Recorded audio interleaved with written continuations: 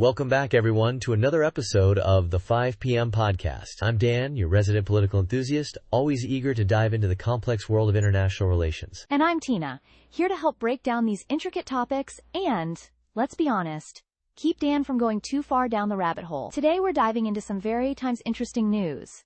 A meeting between senior U.S. and Russian officials in Saudi Arabia. Yeah, this one caught me by surprise.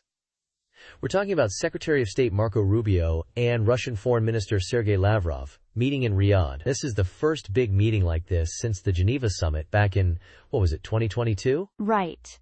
And Saudi Arabia hosting is a whole other layer. They're really stepping up their diplomatic game, aren't they?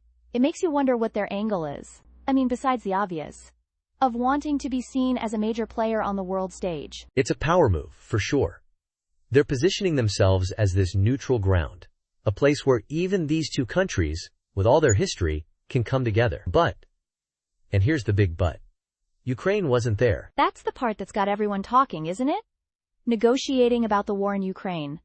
Times without times Ukraine. President Zelensky has said, pretty clearly, that any deal made without them is basically a non-starter. Exactly. He's saying, nothing about us without us, which, makes perfect sense. And it's not just Ukraine.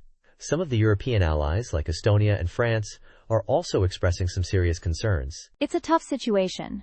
On the one hand, you can see the argument for needing to get the US and Russia talking directly. Maybe that's the only way to even start, attempts to find some common ground, to stop the fighting. But how can you build a lasting peace if the country that's, actually at war isn't part of the conversation? It's like trying to solve a puzzle without one of the key pieces.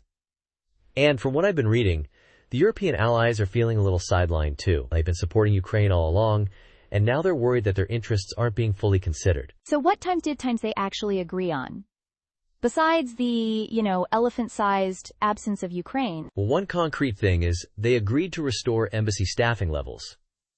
Remember how things got really tense and both countries started kicking out diplomats? This is a step towards reversing that, getting things back to, not times normal asterisk, but less abnormal, I guess. Okay, that makes sense. A small step, but a step nonetheless. Sort of like saying, okay, we're willing to at least have people in the same room again. Right.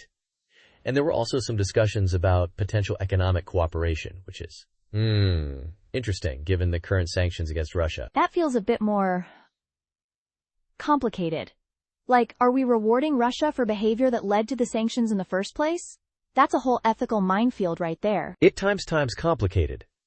I think the U.S. is walking a tightrope here, trying to find a way to de-escalate the conflict, maybe incentivize Russia to negotiate seriously, but without seeming like they're giving in or abandoning Ukraine. So where does this leave us? What's the next step? Are we looking at another round of talks?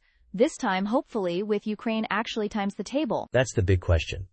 I think there's asterisk potential for further negotiations, maybe a phase 2, as some reports are calling it. That would be more inclusive. But it's going to depend a lot on how Ukraine and its allies react, and how much pressure they put on both the U.S. and Russia. It's going to be crucial for NATO and Ukraine to present a united front, I think, to make it clear that any lasting solution has to involve Ukraine's full participation. And there's the whole ethical dimension, too. How do you negotiate peace terms that might involve, say, territorial concessions? How do you balance the desire for peace with the principles of national sovereignty and international law? It's a real dilemma, and there are no easy answers. But it's important to keep talking about it, to understand the different perspectives and the potential consequences. And that's what we'll keep doing here on the 5 p.m. podcast. Thanks for joining us, everyone. Yeah, thanks for listening. We'll be back next week with more insights into the ever-evolving world of politics.